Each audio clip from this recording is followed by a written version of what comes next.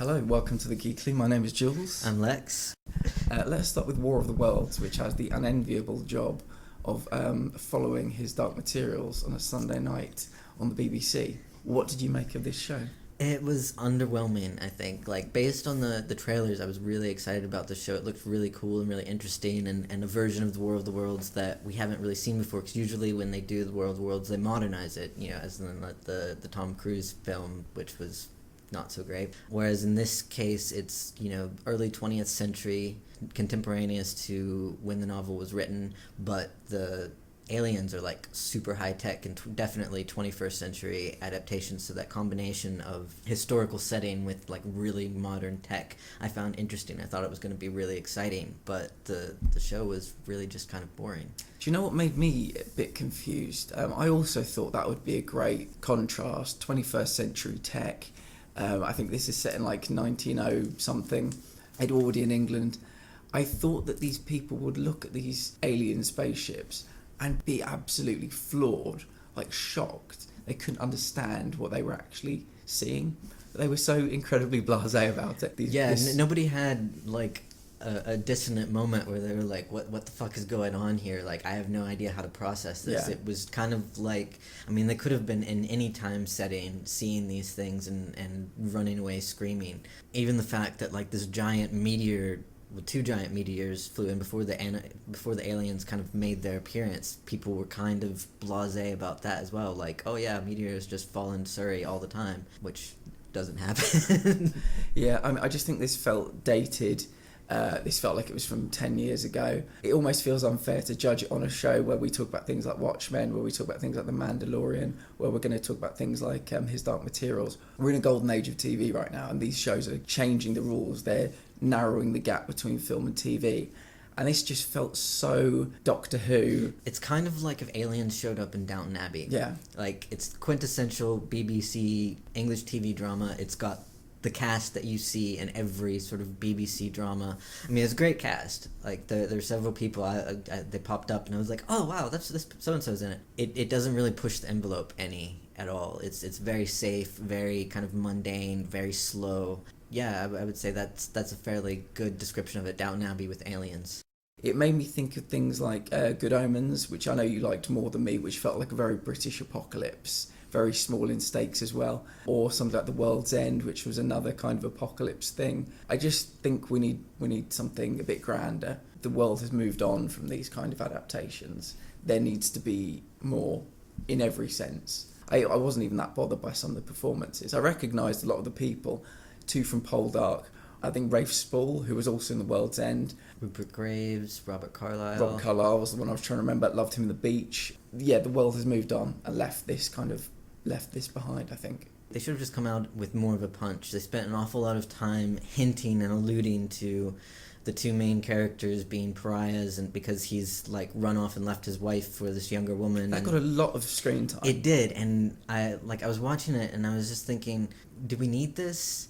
And like they hinted around it for a very long time without actually saying these two people aren't actually married, and he's trying to get a divorce from his wife. And the very first scene, the woman Amy, she says to Robert Carlyle's characters that they're pariahs, and I was thinking, oh well, I wonder why. Maybe it's be something interesting, something controversial, and then it just turns out that he's left his wife, who's also his cousin. I felt like way too much time was given to that storyline. We didn't really need it. I'm going to start doing a new thing on this show where I tell people where my attention dies. This was 60 minutes and it got to literally the 40-minute mark, and I paused. I had to go and do something else because my attention was entirely gone at the 40-minute mark. I don't think I even lasted that long before I was like on my phone playing. I was probably on my iPad a bit before then, but that was when I had to actually stop it and walk around, do something else, and then return to it later. Didn't really capture my attention, unfortunately. Damning, but the truth. Yeah, so we won't be reviewing the rest of War of the Worlds. If you want to check it out, go for it, but it's not something we would recommend. Unless you like Downton Abbey and you like aliens and you really want to see that combination, then yeah, go for this. If you're really into your kind of traditional BBC dramas, this might be for you. Yeah. Have you seen Pride and Prejudice and Zombies? I have not. I have seen it. It's exactly what you think it is, but that kind of audience will probably get a kick out of this. It's a period piece with aliens, so yeah. Go for it, yeah. Let's move on to Titans. Titans, yeah. We finally got some momentum going again in Titans, which is nice. We had some weird moments. Specifically, we were talking about this before we started recording the Elko's diner scenes. And it's all Bruce very Wayne. Weird. I want to know how Bruce Wayne managed to like subliminally get all of these people to come to the diner, and why he didn't just call them. Like, it seems like he would have to go to an awful lot of effort to, like, make these ads appear, and there's the whole thing about the donuts and Elko Joe, who doesn't exist, and it was just kind of a very weird, surreal scene. Yeah, the whole point of him meeting was to say, you've got to stick together. Yeah. That was it, and then he drove off. Yeah, so it wasn't even a momentous reveal. It was, although I do like that they've brought the 4 women together to kind of save the guys, which is a nice reversal of what usually happens. Yeah. So let's talk about one of the guys. Dick is in prison, and he spends this whole episode, again, hallucinating Bruce. And it makes me wonder, again, whether this is just a very common occurrence for him. Like most days of his life, he's having these internal battles with a hallucination of Bruce. I also wonder whether this is his way of problem solving, kind of like Sherlock Holmes has a mind palace. Yeah. When he has an issue or he thinks he hasn't quite cracked something, he will see Bruce Wayne within the room and they will have these kind of discussions and fights. And that's just how he solves problems, which is an interesting dynamic. He comes to a kind of resolution at the end of this episode, but it makes me wonder for his actual long-term mental health. Because, well, I mean, you do have to wonder about anybody who was raised by Bruce Wayne and their long-term mental health. Like, there are going to be some issues there. Like at one point, Bruce, the hallucination Bruce says, when you have a fever, you should lay on the cold floor because it lowers your body temperature. And Dick is like, yeah, that's why I locked my door every time I was sick. So, I mean, that's the kind of parenting style we're going with. Yeah. It's like, oh, you're sick. Go lay on the floor. It's to be expected that it's going to do something to his mental stability. Yeah, so this sequence was really interesting, all taking place within Dick's mind. It was a kind of journey from the final moments of Robin finally into Nightwing. The symbolism of him fighting with Bruce, and he couldn't even lay a hand on Bruce Wayne, which I love to see, because I love to believe that Bruce Wayne, as much as he will train anyone, he knows every fighting style in the world, hand-to-hand combat style in the world. He's an absolute master at that kind of thing. And Dick could not touch him. With one hand, Bruce would be like throwing him around the room, ducking, weaving. And then Dick throws these 3 batarangs at him, and Bruce catches them all in his hand. And that was fucking wonderful. And then the conversation became not Robin anymore. Quicker, smarter, more agile, like a bird of prey. I'm paraphrasing. And obviously, this moment of kind of epiphany in Dick's mind, and he starts being able to actually compete with him in this fight that they're having. I can't remember the name of the bird that the prisoner was talking about, but this was a transition into Nightwing just as much as that kind of put it into his mind last week. As he's about to be rescued, he's broken free. He's written Jericho is alive. I did kind of get a spoiler on Twitter where somebody was like, so do you mean Jericho's been in Slade Wilson all this time? And so, like, I watched last week's episode kind of, like, looking for Jericho in Slade Wilson, and he sort of got it at the very end when he's talking to Dick, and he kind of has, like, it looks like a seizure or, like, a convulsion or something, like he's struggling against himself. And we see kind of in this episode what was actually happening was Jericho was trying to communicate with Dick, and you get, like, the close-up of the hands, and we don't know what he said, but he said something to Dick. And now he's inside Slade Wilson, which is... Well, you kind of figured, like, that's where they were going to go, because, like, his body's dead, but his superpower was being able to jump into other people's bodies. So it only makes sense that, when his body would die, he either deliberately or instinctively would jump into the nearest body, which would be his father's body. I forget how long it's been since Jericho actually died, but all of this time he's been living in Slade Wilson. The whole conversation between Bruce and Dick is Bruce trying to get Dick to put these pieces together and be like, oh yeah, Jericho is in Slade Wilson. We didn't actually kill him. We just kind of destroyed his body. Yeah. And so I'm really interested to see where they go with that and how that impacts Slade's character and his actions. And maybe, like, we find out which things have been done by Slade and which things have been done by Jericho, because there seems to be an implication that Jericho is able to exert some sort of control over his father's body. I'm really interested to see where they go with this and how they end up resolving it. Because presumably they're not going to just leave Jericho stuck in Slade Wilson's body, but where is he going to go? Because his is already dead. So that's a question. Yeah, maybe this whole time Jericho's been enacting his revenge on the Titans.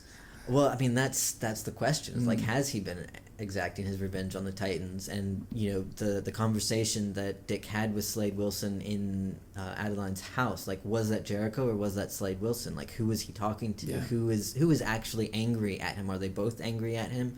Is Jericho kind of being held prisoner by his father or vice versa? I mean, there are a lot of possibilities for this sort of resolution and what it's going to mean for the story as a whole. Yeah, and talking about Slade Wilson's children, let's talk about the other one. Rose calls him to say, "I'm out."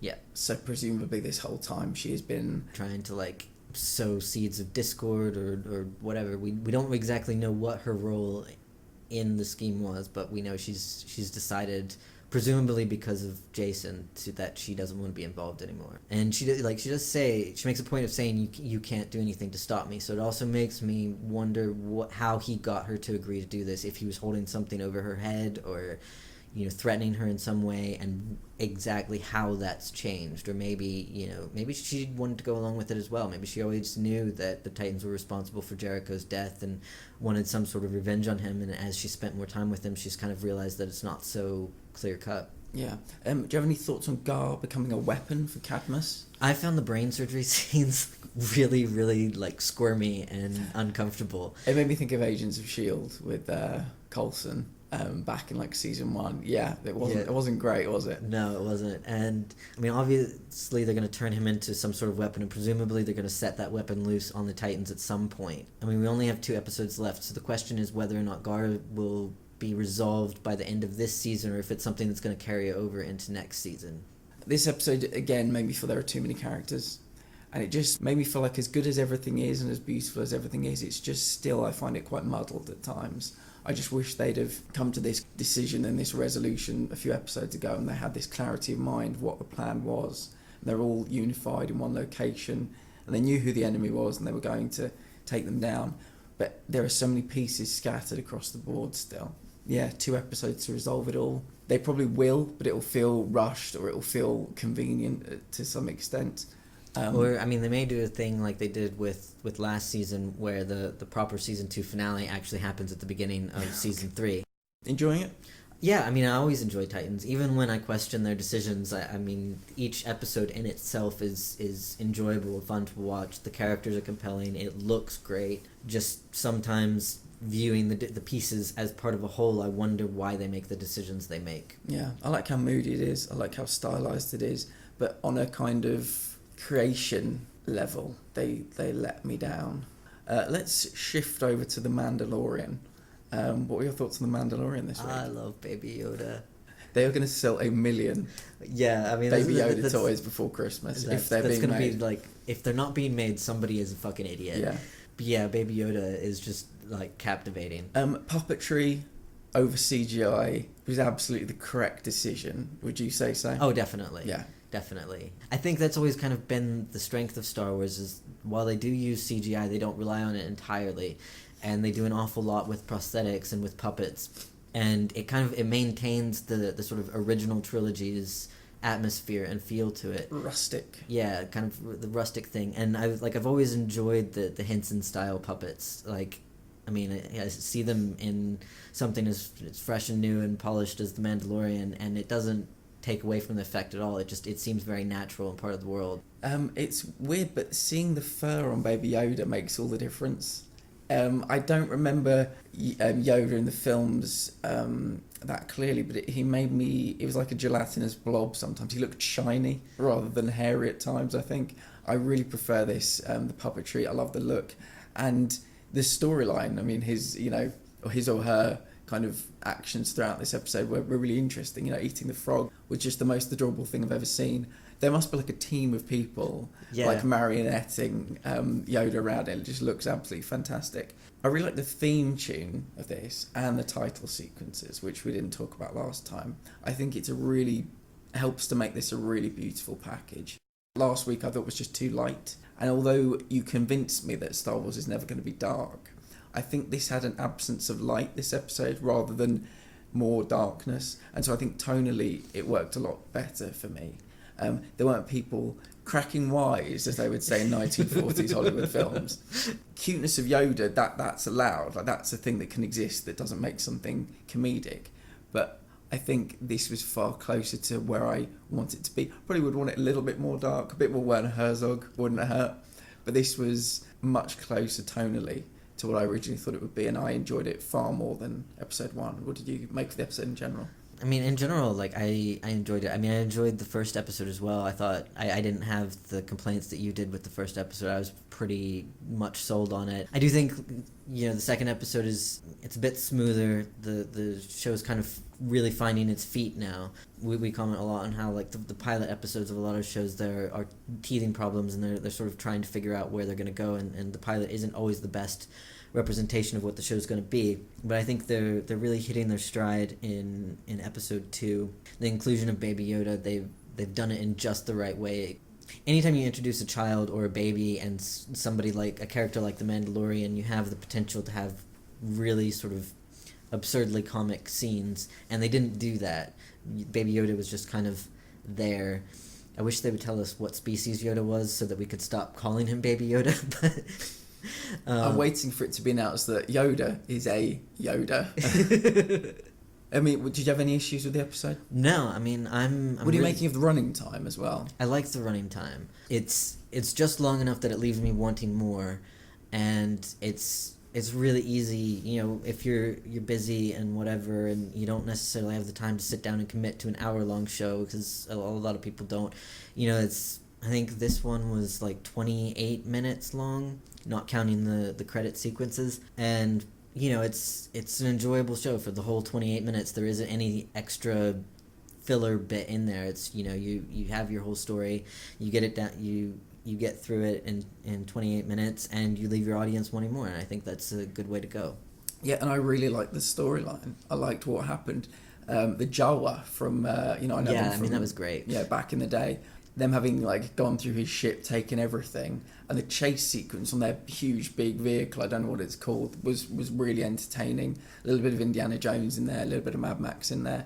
And then him having to make this deal with them to go and steal this egg, which was just the most absurd thing, battling this big creature with the help of Baby Yoda.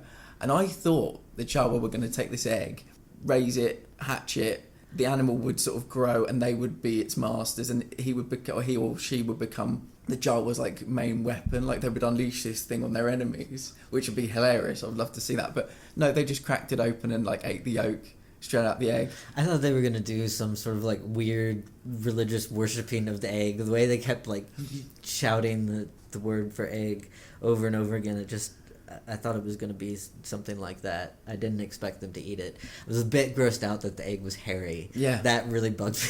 That was really weird, wasn't it? Yeah. And they were just sticking their hands and just sharing this yolk around. Yeah. Yeah, but they made the deal. The Mandalorian got his ship parts back, and he's flown away. I'm curious to see what the direction of this show is. I'm curious to see whether he has Baby Yoda for the whole series. At this point, I would presume he does. I want to see where we're going next in the universe. I hope they don't go to another quite so desolate planet in the near future. I want a bit more hustle and bustle, a little bit more action. But it's very enjoyable. Yeah. And I'm getting used to the 30-odd minute episodes. Like I said last week, I don't really watch anything that's half an hour long. We'll see every show for the next 5 years become half an hour shows now. I would definitely recommend watching The Mandalorian to anyone and everyone, whether you're a Star Wars fan or not. Particularly if you like the kind of space western thing, definitely this will be right up your alley. And I can't emphasise this enough. $12.5 million per episode. And the balance between knowing when to use CGI to create a beautiful skyline that they walked across at one point, which just looked fantastic, and knowing when to use puppetry, they've got the balance perfectly. It would have been so easy to make Baby Yoda CGI character. But and a lot of people would have. What do you want to talk about first? His Dark Materials or Watchmen? Let's do His Dark Materials. This is probably my least favourite episode so far. Really? Yeah, I had a comment last week that I didn't actually have time to make, and it was that Egyptians are being given 50% of the screen time, but they possess about 10% of the intrigue. in a TV series where we're being shown some really interesting tech, like the little bugs that she sent out. What are they called? Spy flies. Portals to other worlds. In next week's episode, we're going to get the armored bears. The Egyptians feel so ordinary, and I don't really enjoy watching them as much as I do watching everything else that's happened in the first 2 episodes. It will presumably happen in the next episode, but I'm already looking forward to her going to be with more interesting people. I think they're just quite bland, quite dull, and the show isn't. They're a bit of an anomaly in the show so far. That's my interpretation. So they were in all of this episode. She was engaging them for this episode, and I found it a lot less interesting than the previous 2. Yeah, I like the Egyptians. I think their culture is interesting. I think the whole idea of them living on these long boats, the ritual they have when the demon settles, and like the making of the ring, the fact that we finally start to get some history behind Lyra's past and Lord Asriel and Mrs. Coulter.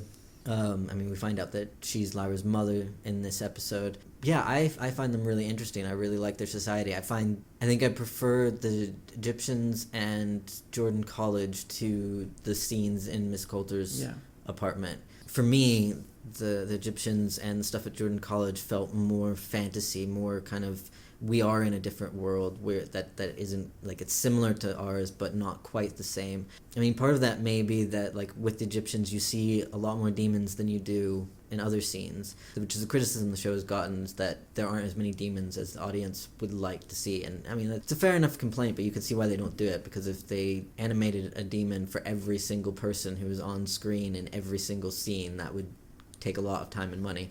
I think the fact that there are a lot of birds and a lot of cats, we haven't seen like a Bengal tiger or something kind of fantastical. I think that might help rather than more, maybe just more diversity.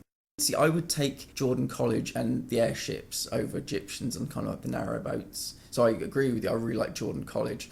Miss Coulter's was, there wasn't anything particularly amazing about that. My favourite part of this episode, though, was when the 2 boys break into her apartment. When she confronted them, and again, it was the whole thing of a demon attacking a demon, and she was holding the boy, and she said, I'm going to use my demon to inflict so much pain on you that you're going to tell me everything I need to know. And he broke free and went to the lift shaft and just said, I'm not going to betray my family. That was heartbreaking. Oh, absolutely. That was absolutely savage. I really liked Benjamin. Yeah. He was a really well-developed character, and he was supposed to kind of mentor Tony Costa.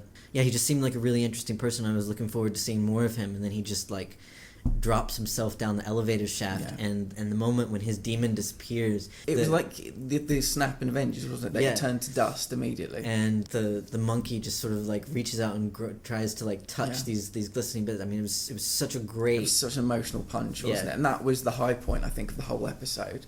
I think the thing I like about the Egyptians is they seem to know the most about what's going on out of the different groups that we found, or at least the most willing to share the information they have. The people at Jordan College, but they were very reserved, and they talked a lot around Lyra, but they didn't actually interact with her very much, whereas the Egyptians seem like more willing to include her. I mean, they are keeping some secrets from her, like the significance of the alethiometer, her significance with the prophecy. Nobody's told her about that yet.